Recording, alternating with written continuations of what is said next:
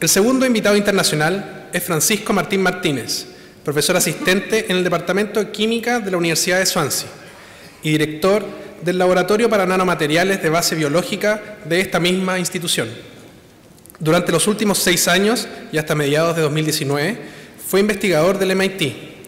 Es ingeniero químico y doctor en Química Teórica y Computacional de la Universidad de Granada. Además, es instructor en Station One, una startup de innovación, y ha sido presidente de la Asociación de Científicos Españoles en Estados Unidos y presidente de la Federación Española de Ingenieros Químicos. Su presentación se titula Materials by Design y en ella abordará los principios básicos del diseño, modelado y simulación de materiales, desde la escala atómica hasta la escala macroscópica, así como aplicaciones concretas de materiales en infraestructura o energía. Dejo con ustedes al doctor Martín Martínez.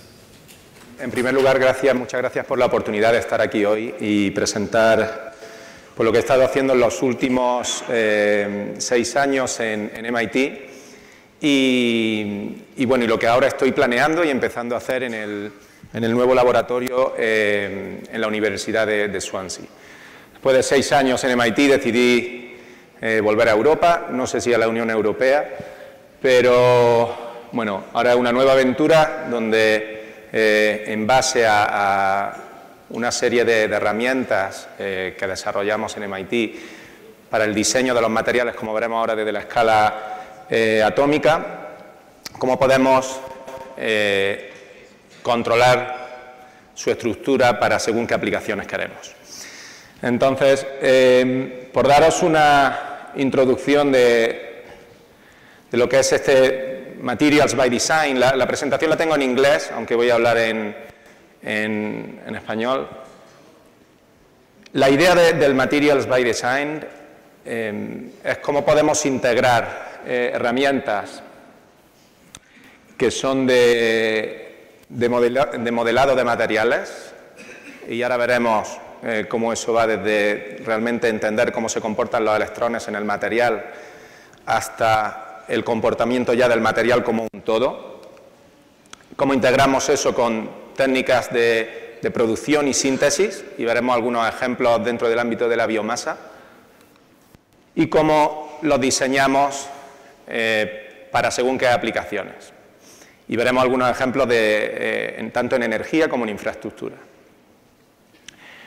Lo bueno de hablar en tercer lugar después de los 2 ponentes que hemos tenido es que ahora todos sabemos mucho sobre materiales y mucho también sobre madera. Y como, aunque parezca raro, no me puse de acuerdo con ellos ayer para lo que yo voy a contar, esto toca muchas de las áreas que ya hemos visto y se integra muy bien con lo que hemos visto hasta ahora.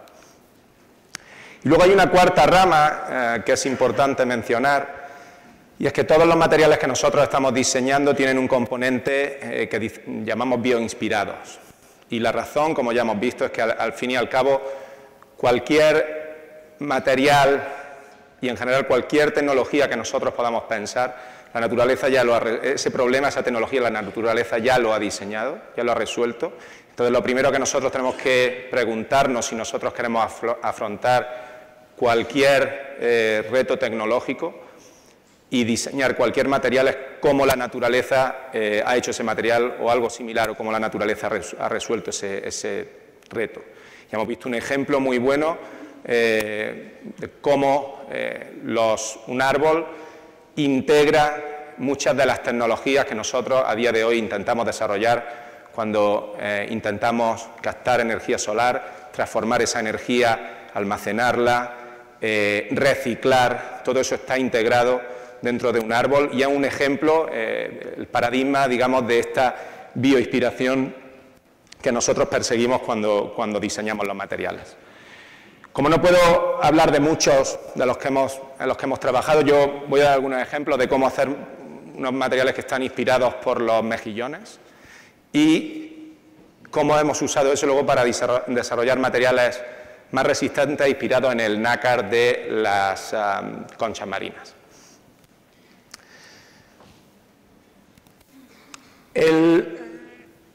La belleza, digamos, de por qué a día de hoy podemos diseñar estos materiales desde la escala atómica, viene de que hemos llegado a un punto en el que realmente nosotros somos capaces de movernos en este área, que es lo que se llama la nanoescala. Entonces, hace muchos años, Richard Feynman, que fue premio Nobel por el desarrollo de la electrodinámica cuántica, fue el que acuñó esta cita de que hay aún mucho espacio allí al fondo, cuando él lo que quería decir es que nuestra tecnología aún tenía mucho por desarrollar en el momento en que fuésemos capaces de controlar los materiales a la escala nanoscópica, en el momento en que nosotros pudiésemos quitar, mover átomos y controlar las propiedades a nivel macroscópico. Y esa es realmente la belleza, digamos, de la nanotecnología, la capacidad que tenemos hoy día de observar, manipular y diseñar los materiales en esta escala, que es la nanoescala.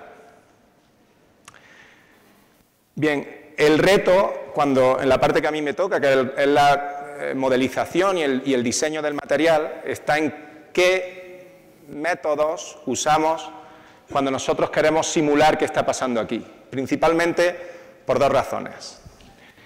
Y esas razones son una limitación en tiempo y en longitud cuando nosotros simulamos el material. Es decir, nosotros tenemos unas limitaciones computacionales que cuando nosotros queremos simular cómo se comportan sistemas que tienen muchos átomos, nuestros ordenadores no son lo suficientemente potentes para resolver esa ecuación con tantísimas partículas interactuando. Entonces nosotros tenemos una serie de métodos que van desde la escala más pequeña, tiempos muy cortos, y escalas muy pequeñas donde, digamos, se mueven las moléculas y pequeñas estructuras nanomateriales, pequeños péptidos, donde nosotros realmente podemos resolver esa ecuación de una manera más o menos exacta y podemos conocer cómo los electrones se comportan en el material y cómo son las propiedades del material realmente con una descripción muy completa. O, a medida que vamos yendo a escalas mayores, por ejemplo, aquí pongo de ejemplo el ADN, proteínas, una estructura de concreto, a medida que vamos creciendo el tamaño del material, hay tantas partículas ahí que no tenemos la capacidad de resolver cómo son esas propiedades. Entonces tenemos que recurrir a una serie de aproximaciones y una de las principales, que es lo que nos lleva a este MD que hay aquí, que significa Molecular Dynamics, dinámica molecular, son unos métodos que lo que hacen es simplificar los electrones. Es decir, quitamos todos los electrones de nuestro material y consideramos que nuestras moléculas son esferas que están interaccionando a través de una especie de muelle y, digamos, hacemos una descripción clásica de nuestro material, en vez de una descripción cuántica, que es lo que nosotros hacemos en esta escala. Y a partir de ahí vamos yendo a otros materiales, a otros modelos aún mayores, modelos de elementos finitos y otros que al final lo que pretenden es tener toda una composición de métodos que van desde la escala atómica, cuántica, hasta la escala macroscópica continua. Y todos estos métodos en conjunto es lo que nosotros llamamos el modelado multiescala, que es lo que nosotros hacemos en MIT. Bien, esto lo que nos permite es diseñar el material para que tenga un rendimiento óptimo, para que tenga un bajo coste y algo que me parece especialmente importante y que es en lo que voy a centrar la mayor parte de la charla, en lo que a mí me parece que ahora debe de ser el siguiente paso en el diseño de materiales, y es el que sean reusables. Dentro de esto hay también algo que ha entrado, como ya hemos visto, con mucha fuerza, y hemos visto algún trabajo del profesor Gómez Bombarelli, y es la inteligencia artificial, el machine learning. Y la ventaja del uso de este tipo de métodos en el contexto de los métodos de mecánica cuántica es que permiten, si veis aquí, reducir muchísimo, esta sería la manera tradicional, los métodos que se llaman de densidad, teoría del funcional de la densidad, que son los métodos que se usan para calcular la estructura electrónica, y cómo se reduce muchísimo el llegar a la estructura, computacionalmente, a la estructura de una molécula a través de métodos de inteligencia artificial. Entonces, ya entrando con esta metodología, entramos en el tipo de materiales con los que nosotros trabajamos. Como decía, lo bueno de hablar después del doctor Berg es que yo pensaba hablar un poco sobre la inspiración que nos dan los árboles. Pero como yo simplemente tenía esta imagen aquí y pensaba comentar sobre todo lo que hemos visto muchísimo mejor explicado, pues eso me da tiempo para seguir a la siguiente diapositiva. Pero la idea es esa, la idea es que en conexión con otros discursos que hemos escuchado a lo largo de la mañana, el reto de base que nosotros tenemos, y eso aplica a materiales y aplica a todo, que nosotros estamos en un planeta de recursos finitos y tenemos una población que crece exponencialmente. Y eso es una cuestión matemática de la que no podemos escapar. Pero no solo eso. Las tecnologías que tenemos están diseñadas de una manera que en muchos casos no son eficientes y en otros no se integran. Una vez que hemos terminado de utilizarla, ese material no se integra de nuevo en el ciclo de producción de materiales. Si nosotros pensamos, por ejemplo, nosotros una de las razones por las que hacemos mucha investigación ahora en reciclado, porque hace 100 años no nos planteamos que íbamos a tener un problema con muchos de los materiales que ahora queremos reciclar. Entonces, la idea, y ahora hablaré un poco más de esto, es cómo vamos a diseñar materiales que están pensados para reintegrarse de una manera, digamos, intrínseca, de forma automática en el ciclo del material una vez que terminamos de usarlo. Es decir, es un poco más allá del reciclado, no es que nosotros diseñamos un material, lo usamos y luego vemos cómo lo vamos a reusar. Es cómo diseñamos materiales que se reintegran de manera automática una vez que nosotros hemos terminado de usarlo. Y esa es la parte a la que yo me encamino, digamos, en los años que espero que están por venir. Entonces, con esto lo que quiero decir es que, y dejo aquí esta foto de la madera y de una hoja como idea de esa visión o esa inspiración de cómo debemos de diseñar materiales. Los materiales tradicionalmente, digamos, se han diseñado para tener un alto rendimiento. Y os voy a poner el ejemplo que voy a explicar ahora después, de cómo hemos diseñado un material inspirado en los mejillones para que tenga un rendimiento, una aplicación como adhesivo en este caso muy alta. Eso requiere conocer, investigación básica sobre cómo es la estructura electrónica de ese material, diseñar el material y luego sintetizarlo. Y eso supone conocimientos que van a través de varias escalas y que, como hemos dicho, requieren una serie de métodos para diseñarlo. Ahora bien, ¿cómo hacemos, digamos, un flujo similar en la creación de ese material, pero de manera que haya también un diseño para ese reuso, ¿no? Entonces, claro, esto todavía quedan muchos pasos por dar y para mí los primeros, y es donde estoy ahora, primero, aprender todo lo que sabemos del comportamiento del carbono en los nanomateriales, cómo hacer esos nanomateriales de una manera que vengan de la biomasa, cómo combinarlos con otros materiales existentes y más adelante cómo hacerlo de manera que tengan un diseño que les permita deshacerse, desintegrarse cuando terminamos de usarlos. Y esto es lo que yo llamo el diseño para el reuso, además de para el rendimiento. Entonces, os voy a contar un un ejemplo de un caso de cómo hemos diseñado para rendimiento inspirado en los mejillones, y luego cómo lo que hemos hecho en materiales de biomasa y cómo hacer distintos tipos de materiales a partir de residuos de biomasa. Entonces, al final, y esto ya es la visión particular de lo que estoy comentando, si nosotros tenemos una serie de, digamos, elementos básicos para el diseño de los materiales,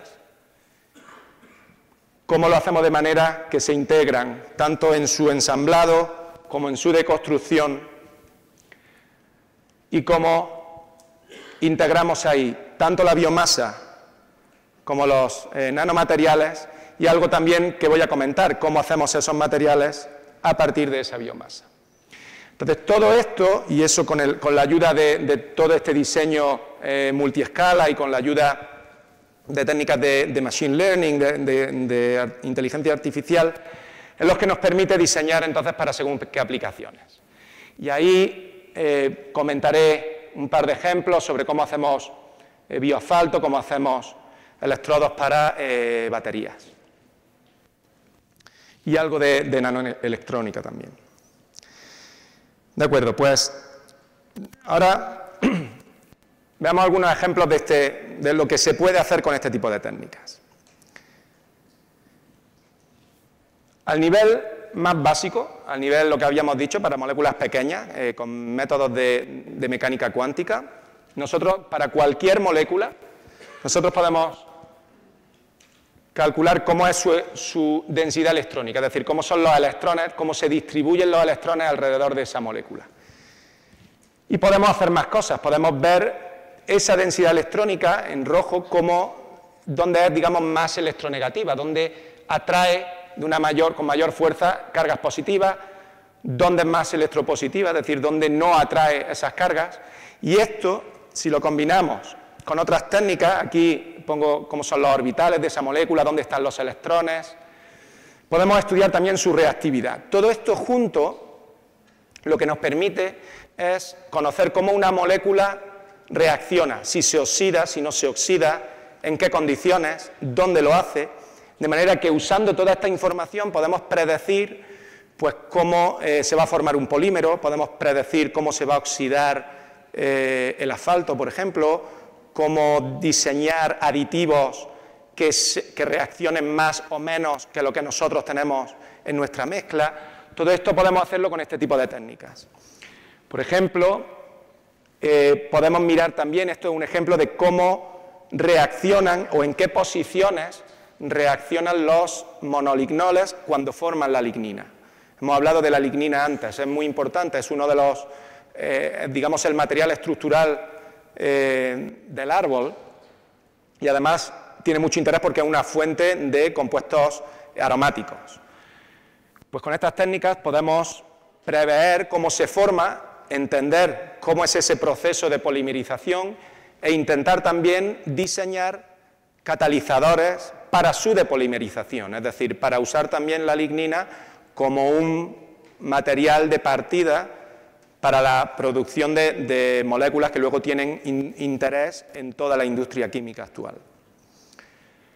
Otro ejemplo de lo que podemos hacer, cualquier material que hemos visto esta mañana con el profesor Thompson, materiales que se dicen 2D, bidimensionales, materiales que tienen muy poco espesor, que tienen unos pocos átomos, en el caso del grafeno que hemos visto un solo átomo, en este caso que es sulfuro de molibdeno, tiene 3 átomos de espesor, pero que se expanden en la otra dirección. Podemos calcular cómo es su estructura electrónica, es decir, si es un semiconductor, si es metálico, dependiendo de cómo aplicamos fuerza en el material, cómo cambian esas condiciones. Todos estos son ejemplos que calculamos con este tipo de métodos.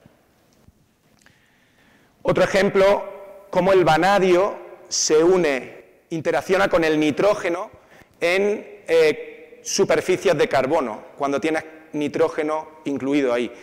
Esto es interesante porque luego veremos que cuando nosotros hacemos electrodos a partir de biomasa, el nitrógeno se incorpora en el electrodo de manera natural y eso aumenta la cinética del electrodo en una batería, en este caso en baterías de flujo de vanadio, que son las que se están diseñando no para vehículos, porque no te dan un pico de potencia muy alto, sino para ciudades por el alto volumen de almacenamiento que tienen. Y esto es algo que ahora tiene mucho interés, por lo que hemos visto también esta mañana, para almacenar toda esa energía que cogemos del Sol. Esto es lo que refiere a métodos que hemos dicho de mecánica cuántica, donde, como veis, todo el punto común es que estamos mirando a cómo los electrones se comportan en el material. En métodos más, cuando empezamos a crecer el material, estos son estos métodos de dinámica molecular. Aquí vemos cómo podemos ver cómo el material se rompe átomo a átomo, de manera que esto es el material cuando es totalmente, digamos, perfecto, no tiene ningún tipo de defecto.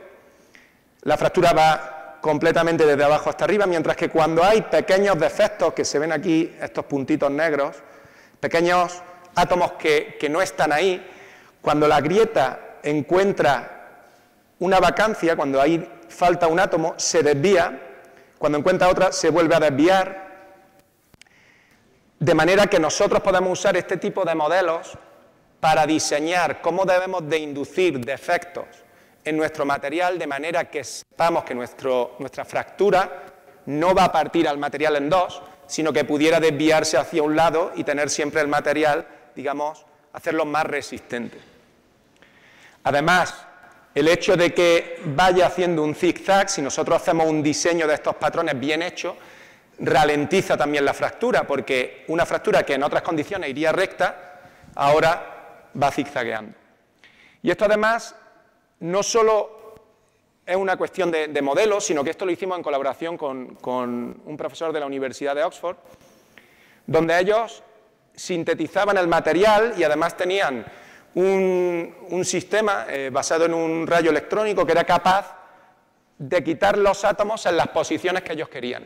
Teníamos digamos que la capacidad predictiva del modelo con respecto a lo que luego conseguían hacer experimentalmente era muy buena, y eso nos permitía a nosotros contribuir a diseñar el material que después ellos diseñaban. Otro ejemplo, en la misma línea, cuando tienes dos láminas, una encima de la otra, la manera en la que posicionas la lámina de arriba es capaz de frenar la fractura que se produce en la lámina de abajo.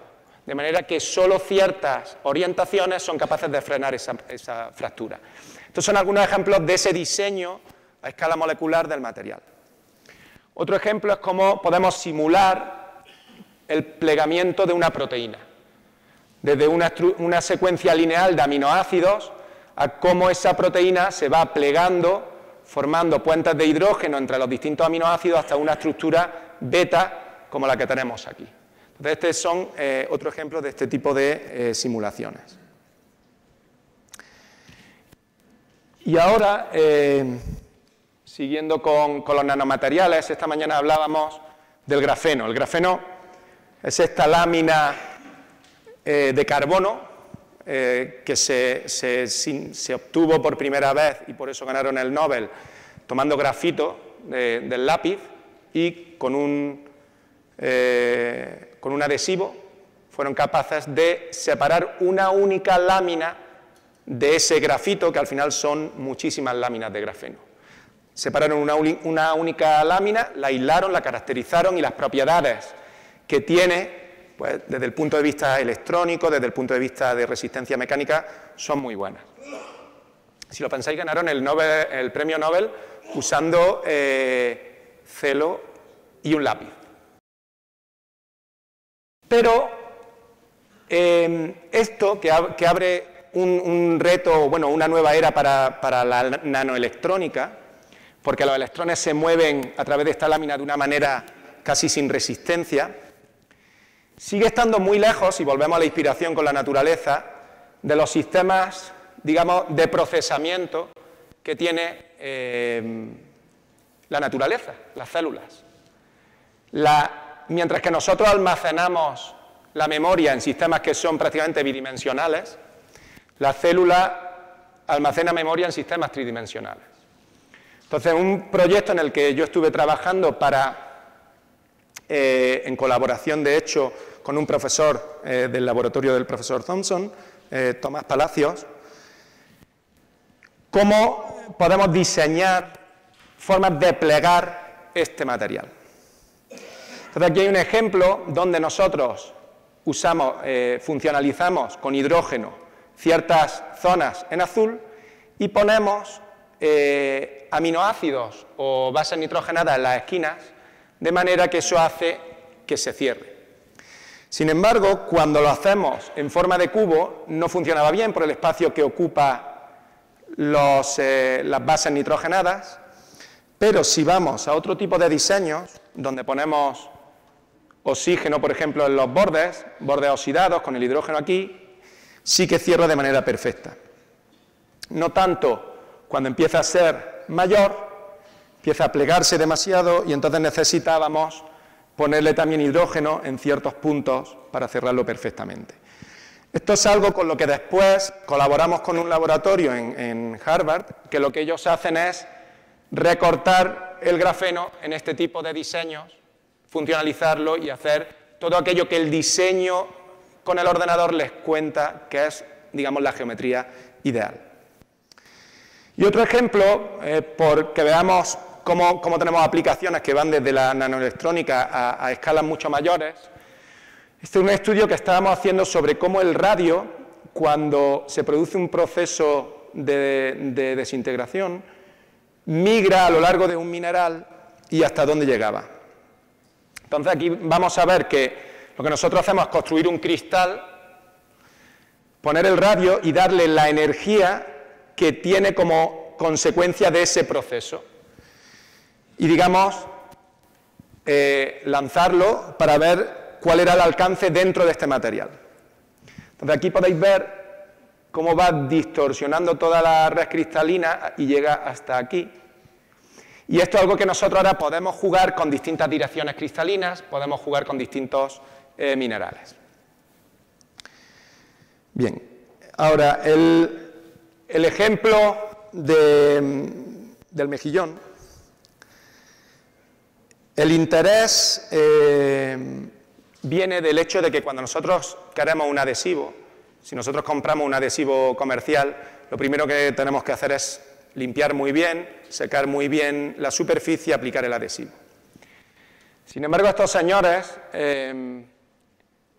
a través de estas hebras, se unen a la roca en condiciones de suciedad, de humedad, de cambio continuo de oleaje, de temperatura, y se unen perfectamente. Entonces, claro, esto genera mucho interés para, pues para diseñar materiales que están inspirados en esto. La clave está en una proteína que está al final de la hebra, que es rica en estos grupos, que se llaman grupos catecol. Y siguiendo estos grupos, se diseñó un polímero, polidopamina, que es rico en estos grupos catecol. De manera que si nosotros hacemos, en este lado hay teflón y en el otro hay polidopamina, vemos como incluso el agua se queda totalmente adherida a la superficie que está recubierta con polidopamina.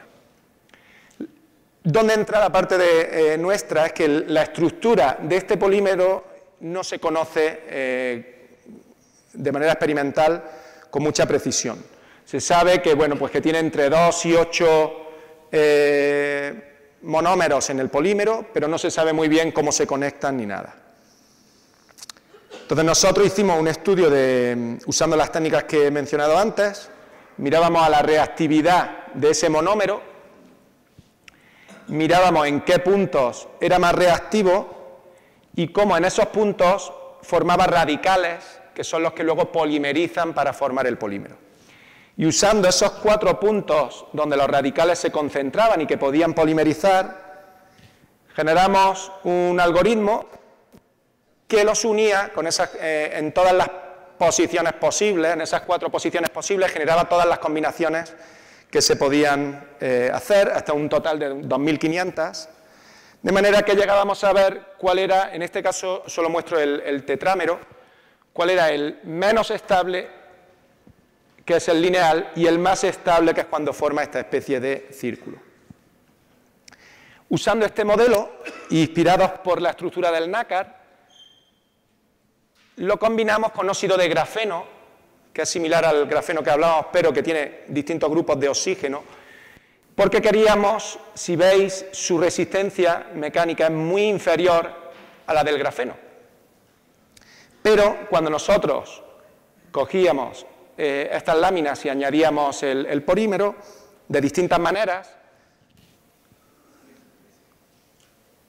aquí solamente están las láminas de óxido de grafeno en agua y aquí están con la polidopamina, sin enlace covalente y con enlace covalente. Lo que hacemos es tirar de estas láminas 2 a 2 para ver cómo se van separando. Y vemos que obviamente cuando tienes la parte covalente unida de cierta manera, siguiendo el modelo que habíamos visto, la resistencia mecánica es mucho mayor que cuando no lo tienes. Siguiendo las recomendaciones de este diseño, sintetizamos el material, puramente óxido de grafeno, y cuando tienes la polidopamina. Aquí no lo comento, pero otro factor importante que también metíamos en las simulaciones, cómo el agua quedaba entre las láminas.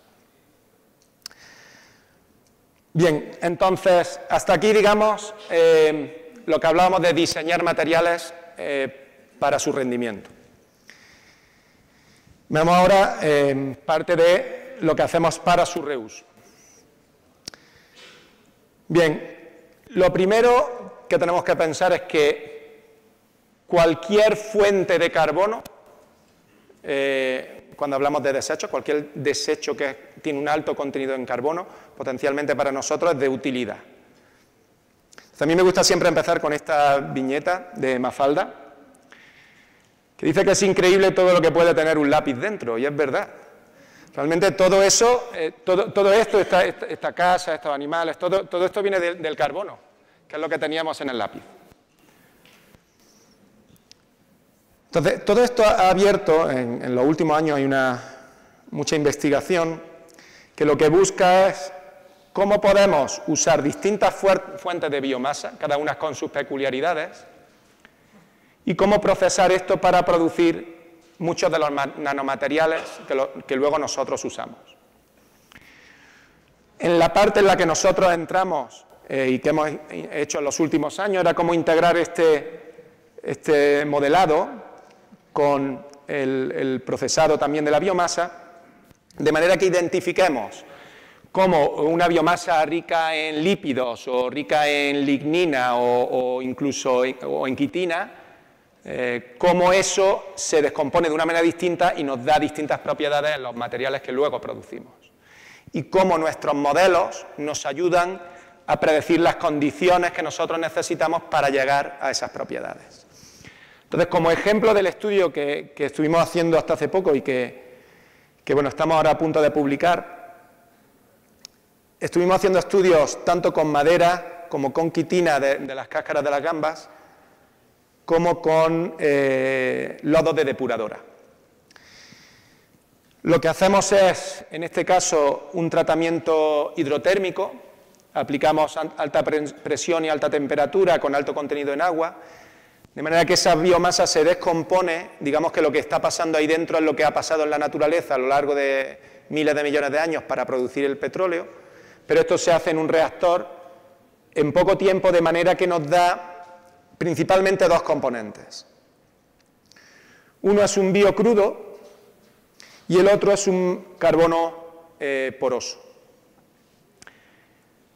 En ambos casos, después de analizar su estructura y después de analizar su composición, nosotros creamos modelos que describen, como habíamos visto antes para los nanomateriales, pero en este caso para materiales procedentes de biomasa.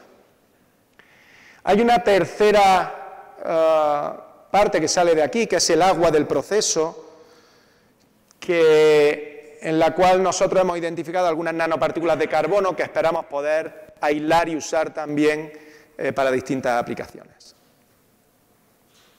Entonces, en el caso del biocrudo, lo que nosotros hacemos desde el punto de vista de la modelización o del diseño, si nosotros queremos ir, digamos, de un asfalto tradicional a un bioasfalto, por usar una analogía con el Lego, el asfalto, dado que viene de la cola de la destilación del petróleo, tiene una mezcla de compuestos orgánicos que son muy difíciles de caracterizar y muy difícil desde el punto de vista de la modelización, muy difícil de seleccionar y de integrar en un modelo.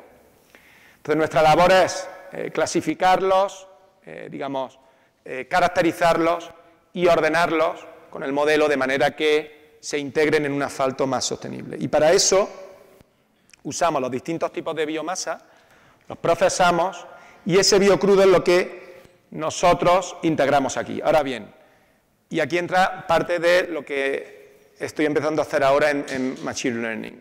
¿Cómo buscamos similitudes en lo que viene de este proceso de manera que contribuyan, digamos, a las piezas de este puzzle sin comprometer sus propiedades? Entonces, en el asfalto normalmente se clasifican en 4 tipos de moléculas. Se le llama SARA, por saturados, asfaltenos, resinas y aromáticos. Y la clave está en estos asfaltenos, que son los que forman unos agregados, unos nanoagregados, que dan, digamos, la estructura a ese asfalto. Entonces nosotros construimos un modelo donde, obviamente, estas moléculas no son todas las que hay en el biocrudo o en el asfalto, pero son representativas, promedio, de lo que hay ahí. Y entonces, usando este modelo, nosotros podemos ponerlas todas juntas en nuestra mezcla, podemos seguir en distintos colores aquí cada una de esas moléculas y ver cómo se comportan. De manera que nosotros en nuestra mezcla vamos siguiendo el comportamiento individual de cada una de estas moléculas y cómo cada una de esas moléculas contribuye a las propiedades. Entonces, digamos que es como poner en orden estas piezas del puzzle y esto es lo que nosotros llamamos las relaciones de estructura-propiedad. Entonces, un ejemplo, esto es un estudio para un tipo de asfalto en particular, donde nosotros usamos distintas composiciones, esto es lo que indica, por ejemplo, ASPA o P-ASPA, quiere decir que es asfaltenos y poliaromáticos, enriquecida en asfaltenos y poliaromáticos o puramente asfaltenos y poliaromáticos. Y vemos cómo a distintas temperaturas, no lo pone aquí, pero esto está a 20 grados bajo cero, a 20 y a 50, cómo a distintas temperaturas, cuál es el módulo de Young para distintas mezclas con distintas composiciones. Y cómo vemos cómo la fracción de asfaltenos y poliaromáticos son los principalmente responsables del cambio en las propiedades. Entonces, esto es un ejemplo de cómo este tipo de modelo nos permite identificar qué compuestos químicos son responsables de las propiedades a escala macroscópica. En el caso de las baterías, como decía, partiendo de las gambas, usamos quitina, que procesamos, y lo que nos da, como la quitina tiene oxígeno y nitrógeno en su estructura, al procesarlo tenemos un carbono poroso que activamos y que tiene el oxígeno y el nitrógeno de manera ya intrínsecamente incorporada en la estructura. Esto hace un electrodo que ponemos en la batería y sobre el que creamos luego un modelo para ver la interacción del vanadio con ese carbono. Entonces lo que observamos fue que la superficie electroquímica activa en nuestro carbono derivado de la quitina es superior, bastante superior al carbono, el negro de carbono que usamos como referencia. Aquí, bueno, lo que hay son distintas temperaturas y comparamos quitina y también madera. El ángulo de contacto nos dice que el que viene de la lignina es más hidrofílico que el negro de carbono y, sin entrar en detalles, estas curvas lo que nos dicen, al tener estos puntos más cercanos y más separados, es que este electrodo procedente de quitina da una cinética mejor que el negro de carbono comercial. Y la razón, por lo que vimos, es la afinidad que tiene el vanadio por el nitrógeno. Entonces hicimos, de nuevo, modelos computacionales para ver cómo el vanadio, cuando interacciona con especies nitrogenadas, tiene una energía de afinidad mayor, sobre todo en este caso de nitrógeno cuaternario, que en el caso de solamente carbono. Con lo cual, la mayor afinidad del vanadio hacia el nitrógeno hace que luego la cinética, hicimos otros modelos que aquí no presento, pero hacía que la cinética fuese mejor. Y por último, y esta parte está todavía incipiente, este es el agua que venía del proceso. Entonces aquí veis a distintas concentraciones con luz normal, el agua donde pensábamos que había nanopartículas que efectivamente se comportan como esta mañana hemos hablado, quantum dots.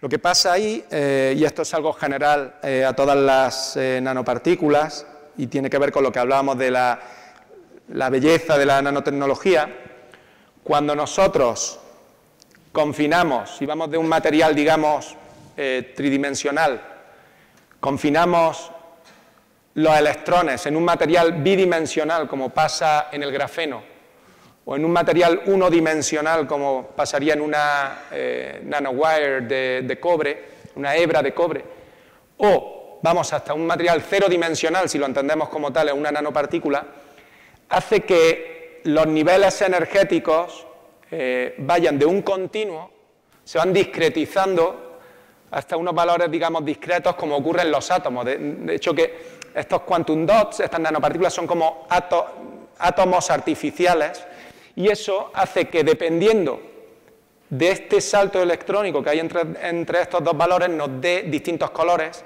y nos dé esas propiedades ópticas que hemos visto.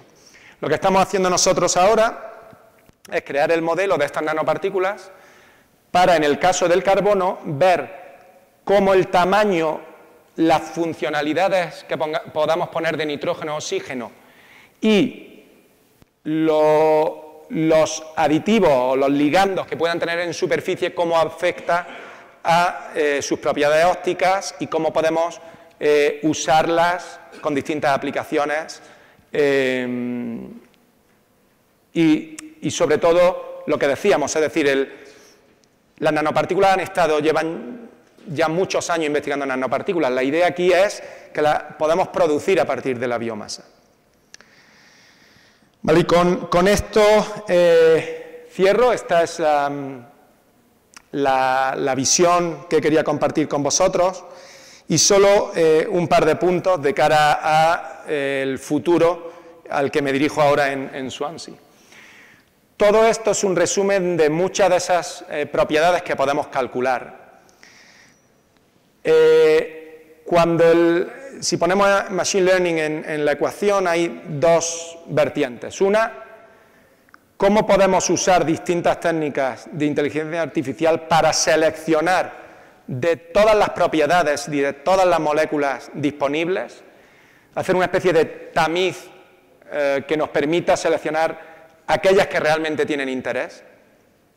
Y por otro lado, y como hemos visto al principio, uno de los grandes retos son los recursos computacionales, cómo podemos usar distintas técnicas de redes neuronales, digamos, para no tener que resolver, no tener que usar esos métodos de mecánica cuántica, no tener que resolver todas las ecuaciones matemáticas que nos dicen cómo se comportan los electrones, sino tener algoritmos que entrenamos con esta información de manera que el algoritmo pueda predecir cuál va a ser el comportamiento electrónico sin necesidad de resolver las ecuaciones. Y esto es lo que estoy empezando a hacer ahora en Swansea, que está al sur de Gales, en el Reino Unido,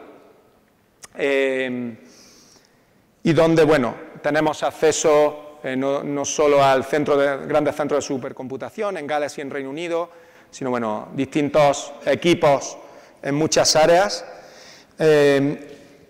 Y con esto, daros las gracias, en especial agradecer a toda la gente con la que he estado trabajando en MIT durante estos 6 años, especialmente al profesor Marcus Bühler, que ha sido mi supervisor durante todo este tiempo, y a todos los colegas que, bueno, como yo, pues ya están haciendo también su carrera en otros sitios y que son los que realmente conmigo han estado trabajando en el día a día para todos los resultados que acabamos de ver. Y también colaboradores tanto de MIT como de otros sitios, por ejemplo, tanto en profesor Bruchet o Antoni Forner Cuenca, que son los que han hecho la parte de la implementación del electrodo en las baterías de vanadio. Así que con esto muchas gracias a todos y un placer.